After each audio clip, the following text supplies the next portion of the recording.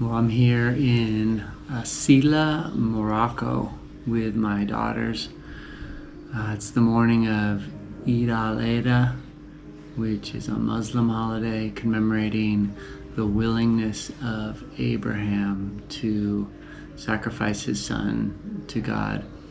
So we've been watching sheep being dragged into the homes around us to be slaughtered this morning. They'd been bleeding all night, all morning, and now it's gone silent. So I believe the slaughter has happened, and the stores and restaurants closed early yesterday, so we didn't get a dinner. And everything's closed today, so looks like we'll be skipping out on breakfast and lunch, but we are heading back to Spain this afternoon and just get some food there. This is a beautiful town. I've been here a handful of times before, but this is the first time with my girls. And Asila, my youngest, is named after this town, so I wanted to bring her here to see it. It's really calm. People are really friendly. There's cats all over the place. Part of their cultural beliefs is that cats are sacred, dogs are unclean. So there are a few dogs on the outskirts, but they're shunned. Staying in this really cool house in the Medina. It's got 2 interior levels and then 2 roof terrace levels.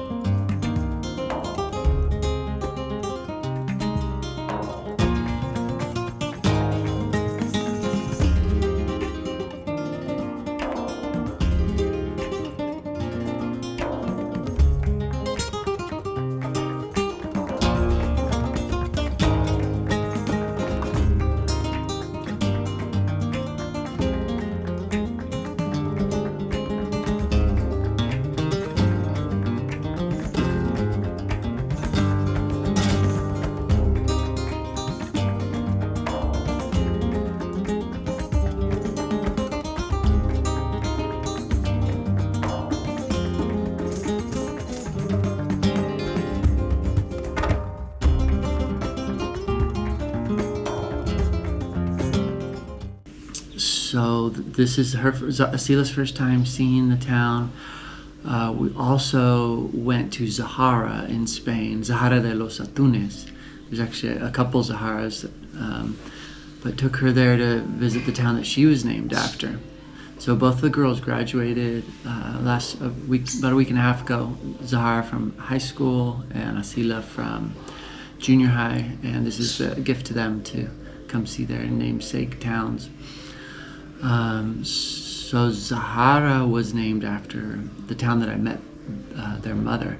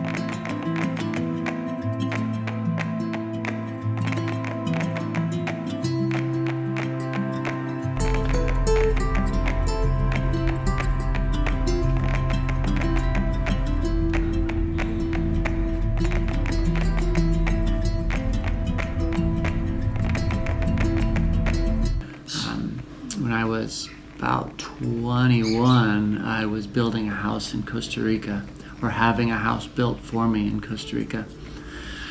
And a South African friend of mine was in London and met another English kid who wanted to go down there, and somehow got in touch with me. And this English guy asked if he could stay at my house, and I told him it wasn't done being built, but you could stay with the guy building it, and hooked them up.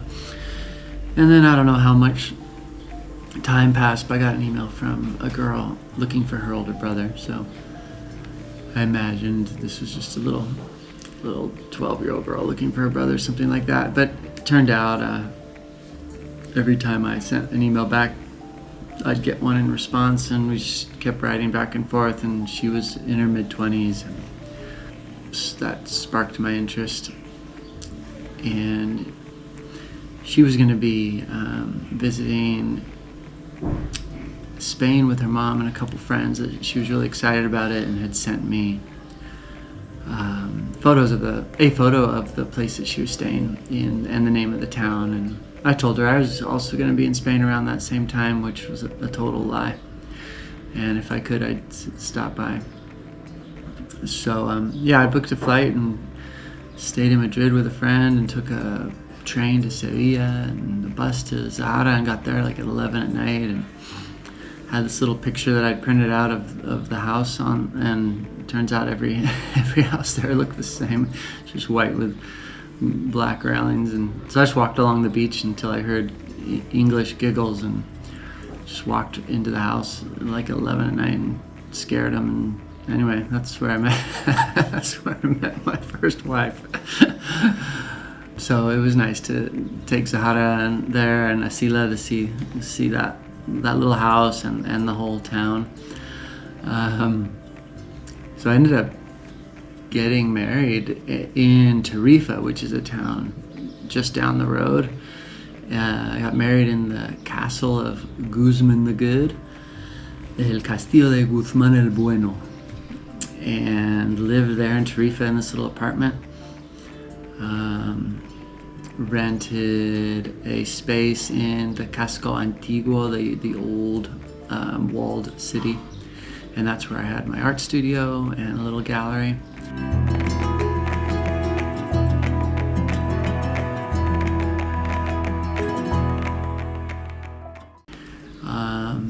But my wife's health problems were really bad. She should have been in a wheelchair, but I'd piggyback ride her everywhere. And she was in and out of all these different treatments in Valencia and Madrid and all over the place, and trying different things, like alternative treatments. I'd come over to Tangier to buy medicines that weren't available in Spain. It was just wild. It was wild. And eventually we were in Valencia with this German doctor who recommended to go to Tijuana for treatments. So desperation and panic. But regrouped, tried Spain one more time, and this time to Arcos de la Frontera. Arcos. So we took the girls up to see that town too. It's a really cool place. Got the old town up on the cliff, strategically located. A lot of interesting history and architecture. And then took Zahara to a house that she lived in when she was 3 and 4 years old, which was down by the lake, and took her on a walk where she used to get pushed in her stroller while walking the dog, and just kind of a blast to her past, things that some fuzzy memories of hers, and she got to see what these places really look like. And so it was during that time, I started a little business doing art retreats in Arcos, and I had a few retreats under my belt with Calvin Liang, Daniel Green, and Jeffrey Watts. And this was during 2007, 2008, and the whole world economy crumbled, and a lot of money disappeared, a lot of confidence disappeared. Everyone was kind of in a panic, and I retreated back to California and just gave up on that. It was I don't know, it was pretty disappointing because I put a lot into that. But I would not have on my own come back to these places just because there was, even though there was good memories, they're tangled up with a lot of just hard times here, and just overall disappointment in the end of those stories. But they are really beautiful places, and the girls deserve to see them. Especially since they're named after these places. So we still have a bit of a trip left. We've done a couple other things. We went to a flamenco show in Jerez.